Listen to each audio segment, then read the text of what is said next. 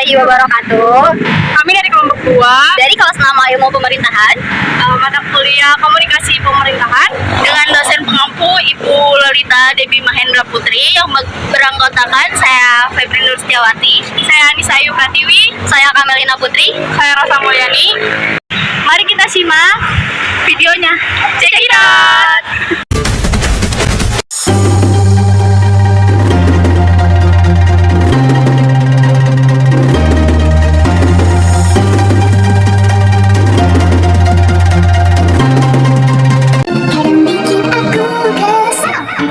Tiba-tiba aku melayang dengan rusak salah, menghempaskan semua sedihku.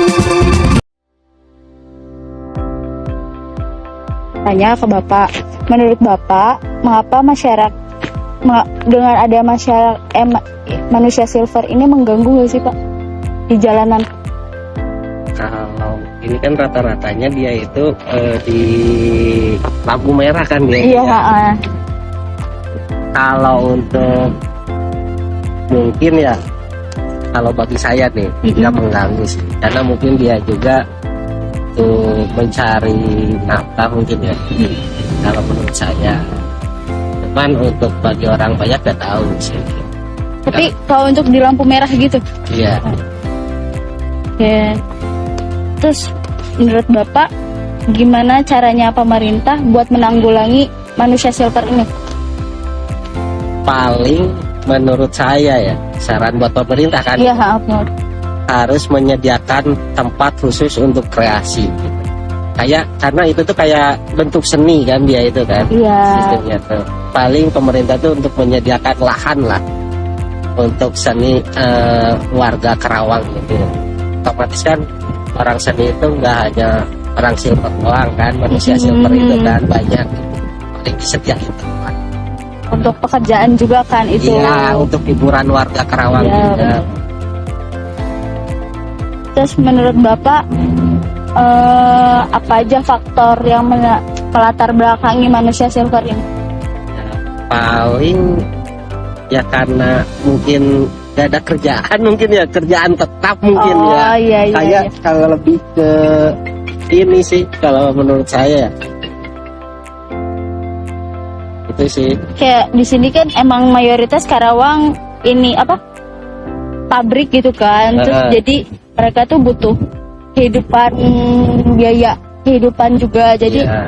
itu kan daripada nggak ada kerjaan mending jadi manusia silver lagi.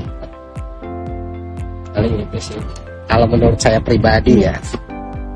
Tapi kalau misalnya di perumahan kayak gitu menurut Bapak risih nggak sih?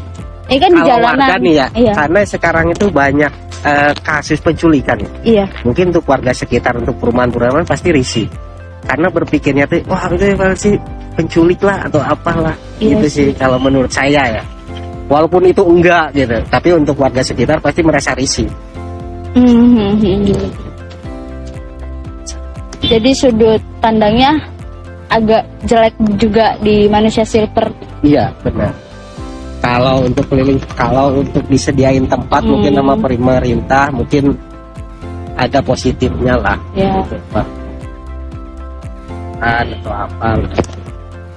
Oke, makasih Bapak. Menurut Bapak, mengapa sekarang ini banyak manusia silver di jalan? Kalau menurut saya ya itu udah tadi apa, jumlah pekerjaan yang sulit, terus pengangguran juga semakin banyak, lapangan pekerjaan juga semakin susah untuk mendapatkannya. Bagaimana juga tanggapannya mengenai fenomena ini? Dampaknya bagi lingkungan, gitu. Ya kalau selama masih nggak mengganggu di jalan ya apa sih, tapi kita dari Satpol PP kalau di lampu merah itu jelas dilarang. Walaupun manusia silver atau pengemis atau apapun dilarang sebenarnya. Yang kita mengizinkan itu cuma untuk di jalan-jalan biasa, apa? Biasa tidak mengganggu masyarakat Ya. ya. Terus kemudian apa saja faktor yang melatar belakangi mereka jadi manusia silver gitu? Mungkin ada dari faktor keluarga.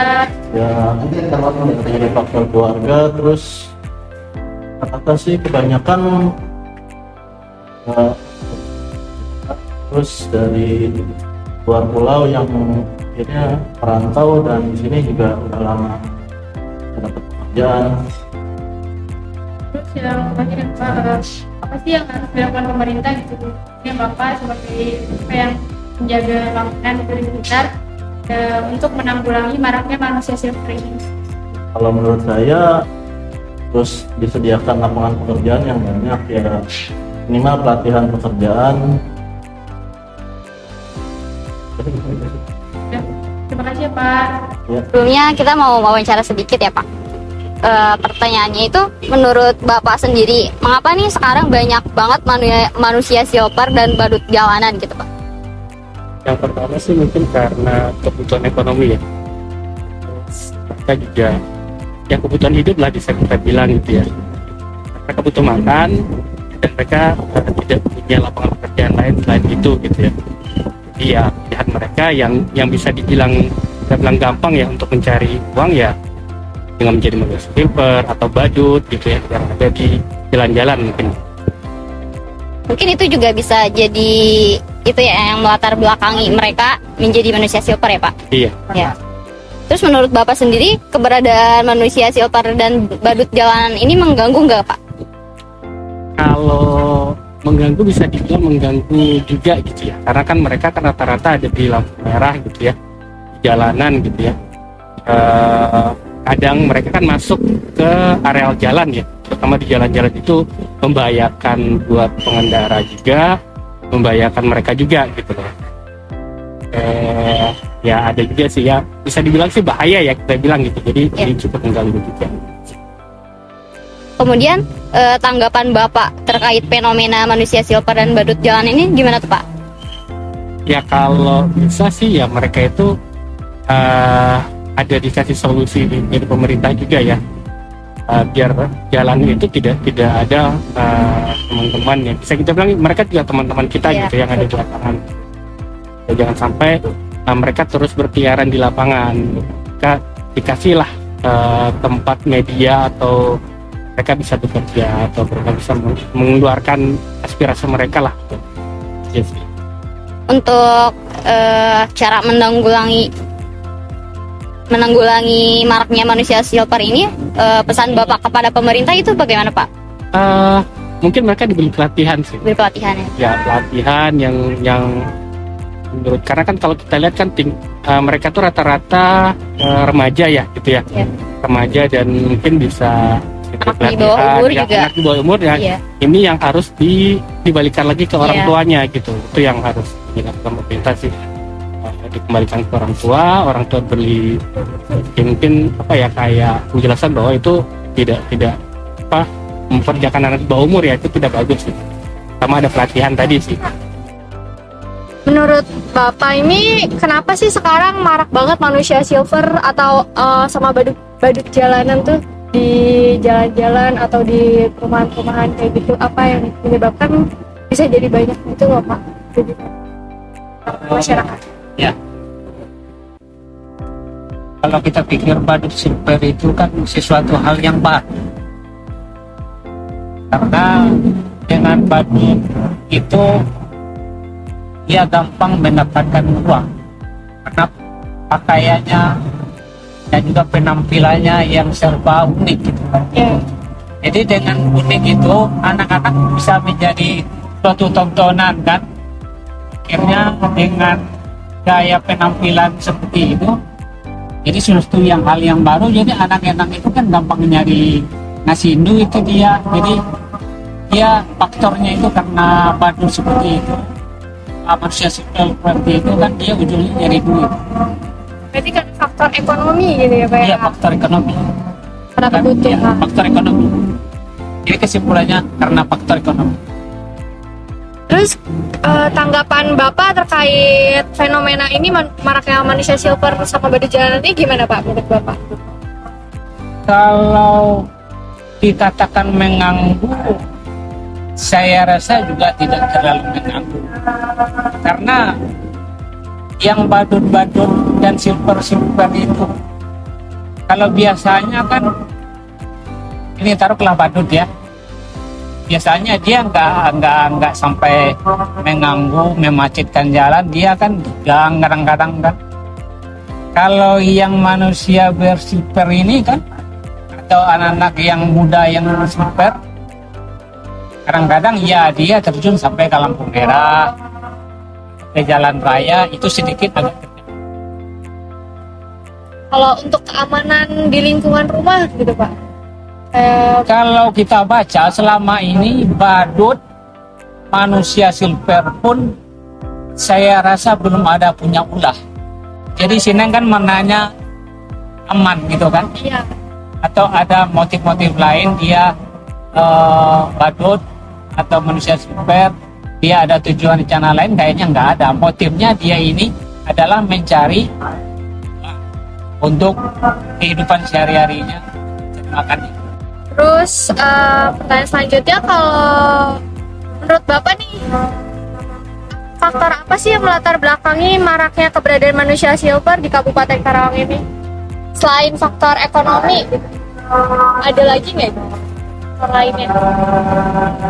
Ya, semua yang dilakukan oleh badut maupun manusia silver itu pada dasarnya dia itu ada karena ekonomi.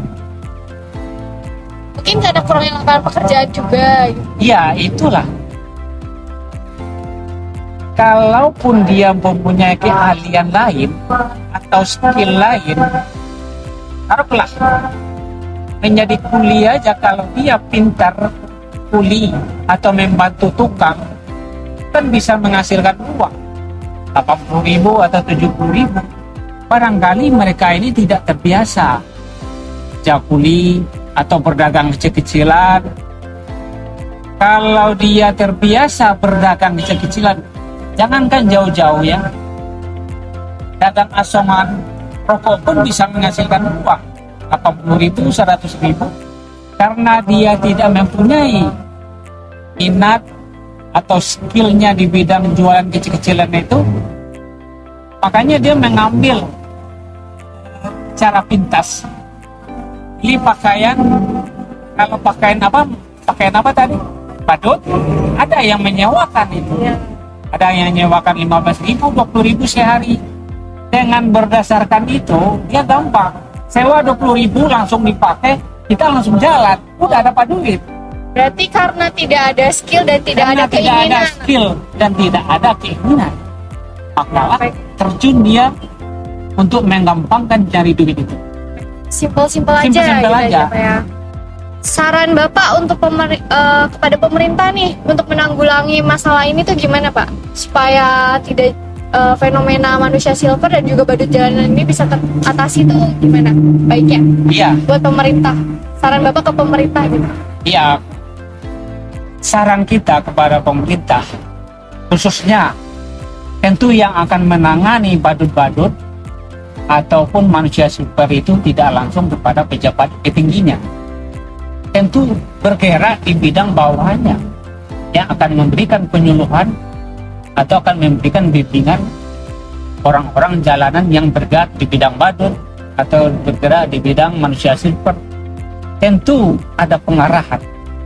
Dengan pengarahan itu juga tidak bisa dilakukan secara kekerasan atau ditangkap dulu, nanti diproses di kantor, kemudian diberi suatu didikan apa gimana. Ya, mungkin pemerintah ada salah satu tim untuk menanya dulu atau memberikan suatu cara-cara lain kepada anak-anak jalanan yang seperti silver itu, gimana cara mendekatinya, bagaimana mendidiknya supaya mereka ini bisa merubah pekerjaannya dari badut atau manusia silver ini kepada kerja yang lebih punya potensi yang lebih bagus. Tentu ada tim dari pemerintah untuk menangani itu. Berarti dikasih pelatihan mungkin ya Pak? Ya, kalau saya menyarankan untuk pemerintah diadakan suatu tim dari pemerintah itu, suatu tim untuk menangani anak jalanan. Tapi kalau ditangani dengan Satpol PP, itu akan membuat trauma bagi orang-orang yang bergerak di bidang itu. Akhirnya belum nanya dia udah kabur duluan. Jadi ada suatu tim di pemerintah khususnya di bagian untuk menangani hal-hal buruk, dibentuklah suatu tim yang bisa menyejukkan, yang bisa memberikan suatu penyampaian yang edukatif kepada anak-anak itu supaya dia mengerti, supaya dia sadar. Kalau kita berbicara masalah anak jalan itu, kita bisa mendidiknya, mengedukasinya, bisa menangkap pikirannya. Kalau dia dikejar dengan Satpol PP, dia tidak akan bisa baik. Intinya Seolah-olah dia bisa trauma. Ya, Bisa-bisa dia mengatakan Satpol PP itu adalah biang kami, perlawanan kami. Kadang-kadang menimbulkan suatu rancu atau konflik antara mereka. Wah, aduh Satpol PP bisa menimbulkan lebih konflik gitu. Seperti kita belajar banyak ya di kota-kota besar, di Jakarta, di Bandung, karena di Surabaya kita pernah melihat situasi karena ada dari suatu pemerintah penertiban ya. Contohnya kota besar Tanah Abang. Ketika orang itu membutuhkan ekonomi, membutuhkan biaya untuk rumah tangga dan anak-anaknya, terjadilah penertiban ketat dari Satpol PP itu terhadap pedagangnya atau pengamennya dan segala macamnya. Akhirnya si masyarakat yang berdagang dan pengamen itu secara berkompromi rame-rame, dia melawan habis-habisan, kan menimbulkan konflik besar-besaran. Kejadian kalau nggak salah tahun 96 di Tanah Abang itu Satpol PP menerapkan penertiban, akhirnya dilawan, berkonflik. Satpol PP korban, mobil kebakar, kantor camat pun juga kebakar. Oh, berarti intinya mah dilakukan pendekatan secara baik-baik, terus dibuat rumah singgah atau gimana? Iya, sepertinya yang pertama kali yang berhubungan dengan anak jalan ini kita harus mendekatinya. Mendekati dengan artian apa yang dia mau turutin dulu, nanti sambil itu kita ngobrol. Untuk kedepannya seperti anak-anak ini kita dekatin dulu. Dek, kalau Dede kan kerja gini tidak mungkin selamanya. Manusia silver ini tidak akan selamanya, dan juga tidak akan selamanya dapat duit. Kadang-kadang orang begitu udah bosan nilai-nilai ini, akhirnya ekonominya akan tidak bagus. Jadi untuk kebutuhan hari juga tidak tertutupi. Makanya pendekatan secara hati lah yang bisa untuk memperbaiki. Jadi tentu kita pikir untuk dari pemerintah itu ada suatu tim yang bisa secara persuasif, bisa lebih adem, bisa lebih menyejukkan bagi mereka. Dia akan ngobrol itu anak-anak itu. Tapi kalau dengan kekerasan, ya seperti yang kita ceritakan tadi, akan amburadul, malah bisa menyerang. Iya, kontak, bisa adu fisik, seperti kejadian yang masalah di Tanah Abang. Jadi menimbulkan konflik. Jadi bukannya menyelesaikan masalah, malah menambah masalah ya Pak? Iya. Jadi kita menyelesaikan suatu persoalan, akhirnya menambah rumit. Menurut Teteh, mengapa sekarang ini banyak manusia silver? Kalau menurut saya ya manusia silver itu ada karena faktor ekonomi itu yang terjadi pada masyarakat, di mana ekonomi sekarang sulit, ditambah dengan kemarin adanya COVID-19. Terus bagaimana tanggapan Teteh gitu mengenai manusia silver dan baru jalan ini? Maksudnya itu kayak meresahkan atau gimana gitu? Kalau menurut saya sih fleksibel ya, tidak merisahkan jika emang manusia silver itu tidak merugikan orang lain. Terus menurut Teteh faktor yang melatar belakangi maraknya keberadaan manusia silver sama baru jalan ini tuh apa sih? Yang tadi saya bilang, karena faktor kemiskinan, di mana faktor kemiskinan itu adanya COVID-19, jadi pengaruh dari COVID, jadi ekonomi masyarakat pun menurun, sehingga banyaknya gelandangan ataupun badut seperti manusia silver itu mencari pekerjaan lain untuk menambah penghasilan. Iya, jadi pekerjaannya tuh tidak ada lowongan pekerjaan yang emang benar-benar luas gitu. Walaupun di sini luas, tapi lowongan pekerjaan yang sangat sulit untuk dicari. Iya. Terus ini yang terakhir Teh, menurut Teteh apa yang seharusnya dilakukan oleh pemerintah untuk menanggulangi permasalahan ini? Kalau misalnya lakukan pemerintah ya, seharusnya pemerintah lebih antusias lagi kepada masyarakatnya, lebih memberikan solusi bagaimana sih agar perekonomian yang mereka alami bisa berkembang dengan baik gitu. Jadi agar tidak terjadinya krisis ekonomi. Jadi kayak pembaruan lapangan kerja, lapangan pekerjaan diperluas, dan cara masuk dalam pekerjaan itu istilahnya tidak diribetkan oleh pemerintah gitu kan. Yang pertama sih ya, saya sebagai dari Fakultas Hukum juga ya, harus membuat undang-undang tentang adanya, harus mensosialisasikan lah, atau undang-undang yang mengatasnamakan tentang gelandangan. Itu kan termasuk gelandangan atau manusia yang emang harus kita bukan hilangkan ya, kita berdayakan, kita atur kembali ke dalam aturan tersebut biar tidak ada yang terjadinya kemiskinan ataupun manusia silver itu. Mungkin itu saja sih. Terima kasih Teh atas waktunya. Ya.